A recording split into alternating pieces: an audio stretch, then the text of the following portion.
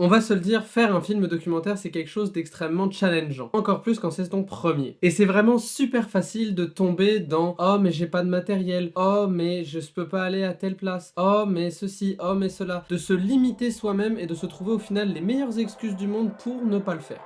Alors aujourd'hui, je vais te donner mes conseils pour finir ton premier film documentaire.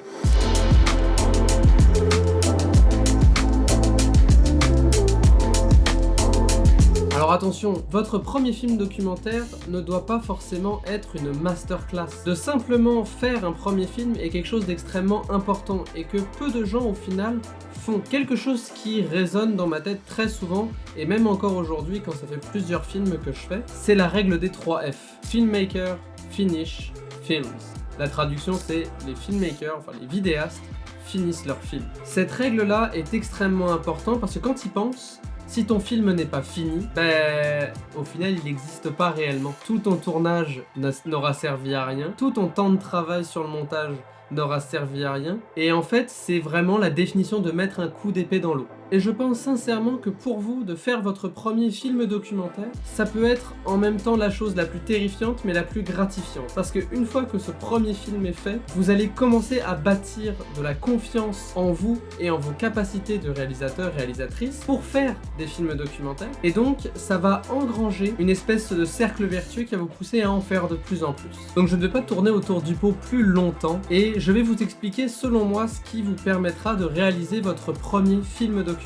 Le premier conseil que j'ai à vous donner, et pour le coup ça peut paraître très bête, mais c'est très simple et je le vois avec d'autres personnes que je côtoie dans le domaine de la vidéo, mais gardez un sujet réalisable facilement. Je m'explique. Oui, on a tous envie, moi y compris, d'aller faire un super film dans une destination de fou.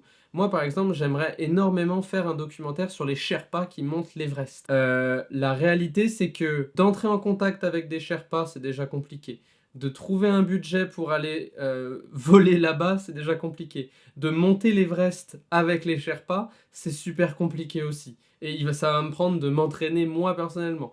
Donc en fait, c'est un sujet qui est certes très bon, dépendant de l'angle de traitement que vous choisissez, mais ce film-là est extrêmement complexe à réaliser. Et si jamais cette idée-là était ma première idée de film, pour être très honnête, j'aurais peut-être jamais fait de film encore aujourd'hui, parce que la réalité est que je suis pas prêt pour faire l'Everest. J'ai pas encore contacté des Sherpas. J'ai pas de budget pour aller sur l'Everest. Et bien que j'ai une bonne condition physique, à mon avis, je suis très loin d'être en mesure de monter l'Everest. Et encore moins de le monter avec du matériel et de filmer des gens qui littéralement font ça comme métier. Donc j'aurais jamais fait de film au final. Quand j'ai fait mon premier film documentaire, Besoin d'intensité, je l'ai fait dans le cadre de mes études et on avait 3 critères. Il fallait qu'il fasse entre 5 et 10 minutes, que le sujet soit facilement accessible et disponible à faire le sujet, et on avait notre deadline de la date de diffusion que je n'ai pas gardé en tête. Juste avec ces 3 critères-là, on avait l'essence de mon premier conseil qui était de garder ça simple. Parce qu'en gardant ça simple, vous allez vous permettre de limiter la friction entre votre idée de créer et le fait de réaliser, au final de finir votre premier film documentaire. Et en réduisant cette friction-là,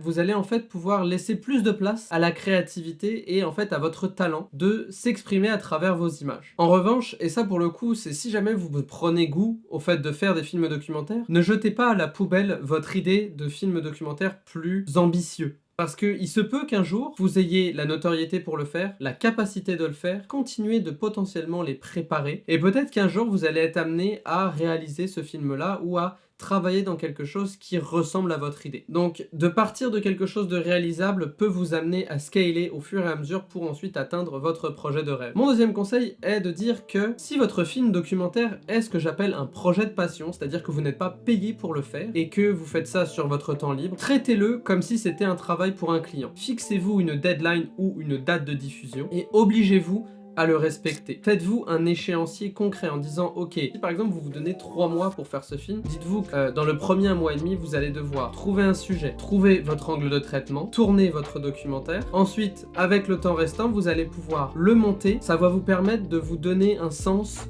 de l'obligation de finir ce film-là. C'est une promesse que vous vous êtes fait avec vous-même. Le fait d'honorer cette deadline-là va être extrêmement important pour vous. De plus, en traitant votre projet de passion comme un projet client en vous fixant une deadline fixe, ça vous oblige à une certaine rigueur qui va peut-être vous permettre aussi d'éviter de procrastiner et donc de potentiellement ne jamais finir votre film. Mon troisième conseil, c'est de faire avec ce que vous avez. C'est votre premier film documentaire. Donc selon toute vraisemblance, ça ne sera pas une masterclass. Mais au moins vous allez avoir fait un film. Et c'est justement avec le fait de faire votre premier film que vous allez apprendre sur comment optimiser votre matériel. Quel matériel au final vous avez réellement besoin. C'est par l'action que vous allez le savoir. C'est pas en restant là à regarder des vidéos YouTube de youtubeurs qui vous expliquent quel est le meilleur matériel. Ces gens-là ont fait des films et ils en font encore. La preuve, vous regardez encore leurs vidéos YouTube. Comprenez et acceptez dans un sens que un film qui est fait avec les moyens du bord sera toujours meilleur qu'un film qui est fait avec tout le meilleur matériel, le meilleur son, la meilleure caméra, les meilleures lentilles, mais qui est jamais fini au final. De finir un film, ça a toute son importance. À mon avis, il faudrait beaucoup plus prioriser ça aujourd'hui plutôt que la qualité entre guillemets de dire oh waouh, il a utilisé tel micro, c'est super bon et en plus il a shooté avec des lentilles cinéma et anamorphiques. Waouh, on s'en fout au final. Est-ce que votre histoire est intéressante? Est-ce que votre personnage est attachant? Est-ce que l'histoire que vous racontez est intéressante? C'est ces trois facteurs-là qui font qu'un film est bon. Oui, c'est sûr qu'il peut être encore meilleur si l'aspect technique est mieux. Si vous n'êtes pas en mesure d'améliorer l'aspect technique, ça viendra avec le temps. Une carrière, ça se fait pas en 2 jours. Bien qu'on soit tous très impatients à l'idée d'avoir le meilleur matériel, la meilleure caméra, le meilleur micro pour réaliser nos films. Faites vos films avec ce que vous avez et au fur et à mesure, vous allez être en mesure d'investir dans votre matériel et ensuite de continuer d'améliorer. En même temps que vous améliorez vos talents pour faire des films documentaires, vous allez aussi améliorer votre matériel. Et ça, pour le coup, c'est vraiment super important et c'est à mes yeux que vous devez garder de cette vidéo-là. Et c'est dans l'action que l'on apprend. Donc c'est pas en regardant des vidéos YouTube, bien que vous pouvez continuer de regarder ma chaîne.